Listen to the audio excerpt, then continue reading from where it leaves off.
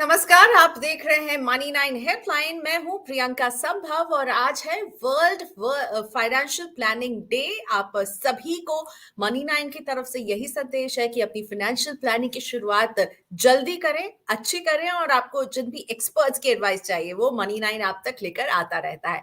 आज हम उस गोल के बारे में बात करने वाले हैं जो केवल एक फाइनेंशियल गोल नहीं बल्कि हम लोगों का इमोशनल गोल होता है।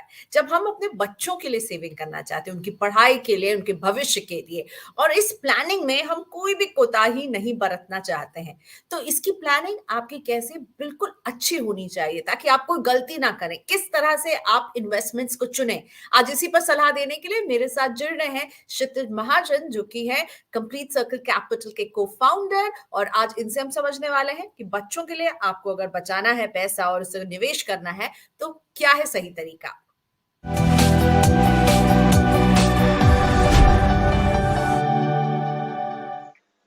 हाय क्षितिज, थैंक यू सो मच। आप जुड़े मनी नाइन के साथ। आज वर्ल्ड फाइनेंशियल प्लानिंग डे है, एक अहम दिन है और इसमें भी जब बात आती है बच्चों के लिए फाइनेंशियल प्लानिंग करना, यानी हम उनके भविष्य के लिए जब बचाना चाहते हैं, आप पेरेंट्स को क्या सजेस्ट करते हैं कि उनको किस तरह से इन्वेस्ट करना चाहिए, कहाँ इन्वेस्ट करना चाहिए? क्योंकि जो गोल है वो बहुत दूर है, लेकिन ये जो गोल है वो दिल के बहुत करीब है। तो इसके लिए आप क्या सजेस्ट करते हैं?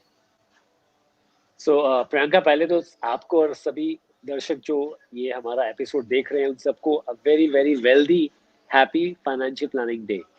और ये बहुत इमोशनल टॉपिक आपने चूज किया है। And I have a daughter, तो मैं इसलिए बोल सकता हूँ कि दैट डे वन से when you have a kid, एक प्लानिंग शुरू होती है कि दैट कैसे उनको वर्ल्ड की जो अपनी कैपेसिटी में बेस्ट चीज़ें हों, चाहे वो एजुकेशन है, उनके लिए घूमना फिरना, फॉरेन ट्रिप्स हैं, उनके लिए आगे उनकी वेडिंग प्लानिंग के लिए जो खर्चा है आप कैसे इकट्ठा करें। और हर प्लानिंग की शुरुआत जो है वो एक जो गोल पोस्ट आपने दिख रहा है उसके साथ होती है। क्योंकि कोई भी इन्वेस्टमेंट बिना किसी गोल के, इट्स लाइक कि आप गाड़ी लेके निकले तो हैं पर जाना कहाँ है पता नहीं है। तो गाड़ी के बाद यू टर्न ले लेती है और इन्वेस्टमेंट रिडीम भी हो जाती है, वो लॉन्ग टर्म नहीं चल पाती है। तो ये एक बहुत सेंसिटिव गोल है, बहुत इंपॉर्टेंट गोल है। अगर आप मेरे से पूछते हैं, कोई भी एक मैरिड कपल है, जब बच्चा आता है लाइफ में तो उसके बाद से एक सारी चीज़ों ओरिएंटेशन जो है वो बच्चे के अराउंड ही होती है। और एब्सोल्युटली। अगर आप अपना घर लेना और कार लेना और रिटायरमेंट गोल को छोड़ दें तो बाकी हर गोल किड के ओरिएंटेड ही है।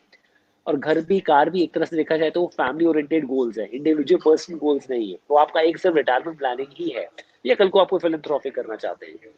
तो मैं सजेस्ट करता हूँ कि दैट यू नो ये बहुत बहुत सेंसिटिव, बहुत अच्छे टाइम में आपने टॉपिक चुना है, जहाँ पे इंडिया एक बहुत बड़ा चेंज दिख रहा है। नॉन फाइनेंशियल एसेट से लोग फाइनेंशियल एसेट्स की तरफ मूव कर रहे हैं, चाहे वो डीमैट अकाउंट्स हो या म्यूचुअल फंड फोलियोज हो। वो दिन बर दिन उसकी मात्रा संख्या बढ़ रही है। तो ये अपने आप में बहुत बड़ा स्टेप है मनी लाइन का, जो लोगों को जागरूक कर रहा है यहाँ पे कि दैट जब बच्चों की इन्वेस्टमेंट की प्लानिंग आती है तो एक ऑर्गेनाइज वे में फाइनेंशियलाइजेशन एसेट्स में इन्वेस्टमेंट करना चाहिए, क्योंकि डिपॉजिट तो आपकी इन्फ्लेशन भी मीट नहीं कर पाते हैं। तो मैं सजेस्ट करता हूँ कि दैट म्यूचुअल फंड रूट एक बहुत अच्छा रूट है, जहाँ पे जितने भी वर्किंग पेरेंट्स हैं उनके पास इतना टाइम नहीं है कि वो इंडिविजुअल स्टॉक्स को मैनेज कर पाए। पर म्यूचुअल फंड में there is a fund manager, एक पूरा सिस्टम है, इकोसिस्टम है, टीम है जो ओवरऑल देखती है और इसको मैनेज करती है। तो उसको देखते हुए मुझे लगता है कि दैट म्यूचुअल फंड रूट सही रूट है। वो आप रेगुलर फंड्स के थ्रू भी कर सकते हैं और चाहे तो एक चाइल्ड प्लानिंग सेंटरिंग फंड्स के थ्रू भी कर सकते हैं। राइट, यही मेरा अगला सवाल था कि कई हम देखते हैं चिल्ड्रन प्लान है कई कंपनियों के, तो क्या उनमें निवेश करना चाहिए या फिर हम जिस तरह से म्यूचुअल फंड में कर रहे हैं बस उस गोल को ध्यान में रख के करें? और एक एक बात और उठती है कि बच्चों के नाम पर निवेश करें, यानी कि मैं अपने बेटे के नाम पर, आप अपनी बेटी के नाम पर निवेश कर रहे हैं तो उन्हीं के नाम पर अकाउंट खोलकर निवेश करें, या फिर पेरेंट्स ही करते रहें और जब जरूरत होगी तो वो पैसे निकालेंगे, हैं तो बच्चों के ही वो पैसे भी। तो पहले आपके पहले प्रश्न की बात करते हैं, जब आपने बोला कि दैट जो निवेश करना है वो चाइल्ड स्पेसिफिक जो प्लान्स है उसमें निवेश करें, नॉर्मल म्यूचुअल फंड में करें।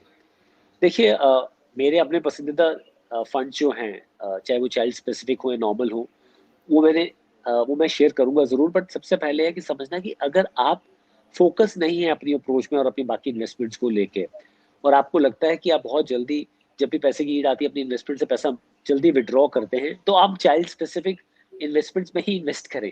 क्योंकि ओके, उसमें 5 साल डिपेंडिंग ऑन आप इनिशियली कितना लॉकिंग लेते हो उतने का वो लॉकिंग है। और अगर आप उससे निकालना चाहते हैं तो उसमें आपका फाइन 4% 5% एग्जिट लोड्स भी है। एक्सिस के चाइल्ड प्लान को छोड़ के, चाहे वो एसबीआई का है या यूटीआई का है या एचडीएफसी का है या एलआईसी का है या टाटा का है, तो वो जितने भी फंड है सब में 5 साल के या 8 साल के एग्जिट लोड्स हैं, जहाँ पे बहुत स्ट्रिक्ट एग्जिट लोड्स हैं जहाँ से आप पैसा नहीं निकाल सकते हैं। पर अगर आपको लगता है कि हाँ आप एक डिसिप्लिन वे में मैनेज कर सकते हैं चीज़ों को और आप इस कॉर्पस को बढ़ता हुआ देख सकते हैं और आपको आपका बहुत बहुत वेवरिंग बिहेवियर रहेगा with regard to this portfolio, तो आप 60-70 पोर्टफोलियो जो एलोकेशन है वो एग्जिस्टिंग म्यूचुअल फंड्स में करें, जिसमें आप एक इंडेक्स फंड लें, 2-3 मल्टी कैप फोकस फंड्स लें और एक आधा डिजिटल या फिर कोई सेक्टोरल फंड लें और 30-40% जो है, जो हमने चाइल्ड केयर फंड की बात करी है 4-5, इनके थ्रू इन्वेस्ट करें।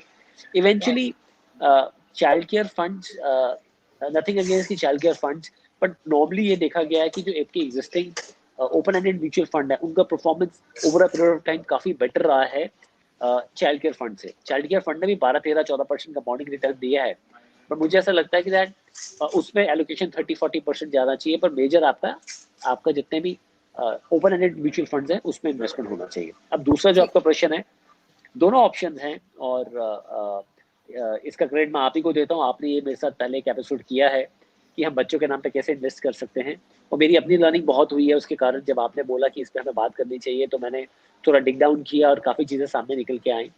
तो दोनों ऑप्शंस हैं, आप अपने बेटे, मैं अपनी बेटी के नाम पे भी इन्वेस्ट कर सकता हूँ, एंड गार्जियन मैं या मेरी वाइफ या आपके हस्बैंड बन सकते हैं। और वो जॉइंट अकाउंट से नहीं होगा, जैसे हमने पीछे बात करी थी।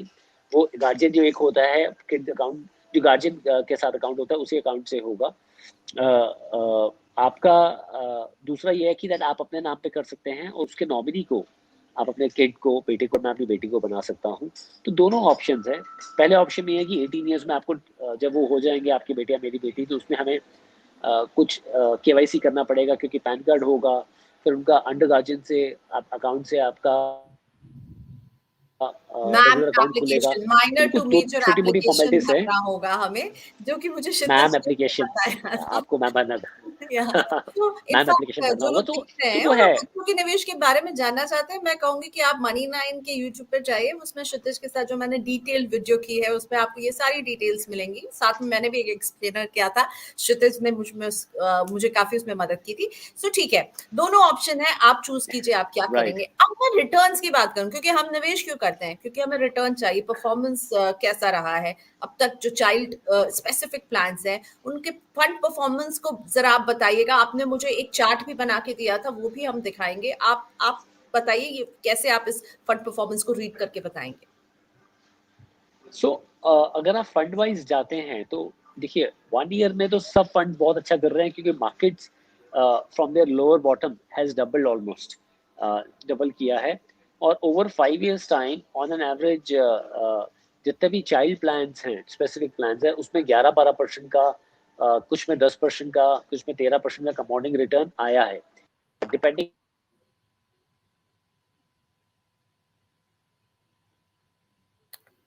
ओके, सो क्षितिज के इंटरनेट में थोड़ी सी समस्या आ गई है, लेकिन क्षितिज जो कह रहे थे वो ये कह रहे थे कि Priyanka, Kshitij can I you hear me? Back.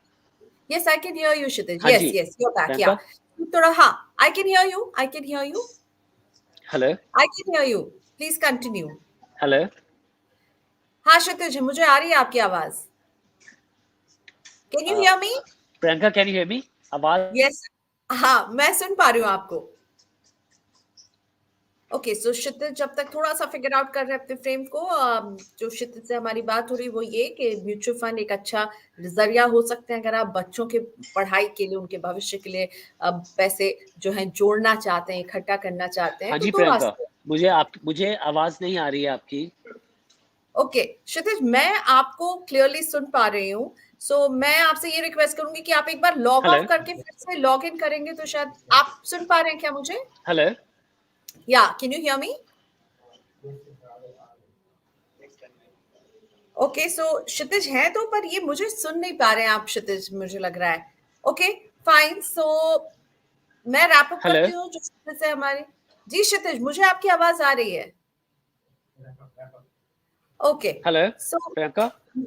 हाय क्षितिज, मैं आपको सुन पा रही हूँ पर आप मुझे नहीं सुन पा रहे लगता है। सो थोड़ी बहुत अच्छी बातचीत हुई। एक तरह से क्षितिज से हमने काफी कुछ समझ लिया है कि म्यूचुअल फंड जो एक रास्ता हो सकता है बच्चों के लिए निवेश करने के लिए। इसमें भी आपको दो ऑप्शन मिलेंगे जैसा कि बता रहे थे, या तो आप जैसे रेगुलर म्यूचुअल फंड में आप और मैं निवेश करते हैं वो कीजिए, और नहीं तो आप चाइल्ड स्पेसिफिक म्यूचुअल फंड में निवेश कीजिए। उसकी क्या खास बात है कि उसमें एग्जिट लोड होता है, तो वो जो डिसिप्लिन है ना वो बना रहेगा। बच्चों के लिए निवेश हो रहा है तो आप बच्चों के लिए उस निवेश को कंटिन्यू करेंगे, जब भी निकालेंगे तो एग्जिट लोड लगेगा और यही सोचकर आप उसे एग्जिट नहीं करेंगे। साथ ही में दूसरी बात जो क्षितिज ने बताई वो ये कि आप चाहें तो बच्चों के नाम पर ही निवेश कर सकते हैं, यानी अकाउंट बच्चों के नाम पर भी आप खोल सकते हैं, खुद भी कर सकते हैं और बच्चों को नॉमिनी बना सकते हैं। लेकिन अगर बच्चों के ही नाम पर अकाउंट खोलकर आप निवेश करते हैं तो जब बच्चा 18 साल का होगा आपको माइनर टू मेजर का एक एप्लीकेशन भरना होगा।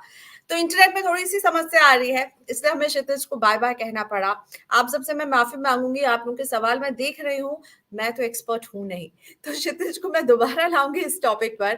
Thank you so much Gaurav, Nitendra, Arun ji, thank you के साथ साथ माफी भी कि मैं आज आपके सवालों के जवाब नहीं दे पाऊंगी। अभी मैं उतनी सक्षम नहीं हूं कि मैं आपको फाइनेंशियल प्लानिंग में गाइड कर सकूं, लेकिन बहुत कुछ समझाया है क्षितिज ने, उसे सुनिए और आपके सवालों को हम फिर से लेकर आएंगे, क्षितिज को लेकर आएंगे और आपके सवालों के जवाब देंगे। आज जितने लोग जुड़े थे सभी का धन्यवाद, और मनी नाइन के यूट्यूब चैनल को जरूर सब्सक्राइब कर दीजिएगा, बेल आइकॉन को भी क्लिक कीजिएगा ताकि इस तरह के वीडियोस आपसे कभी मिस ना हो। आज के लिए बाय बाय।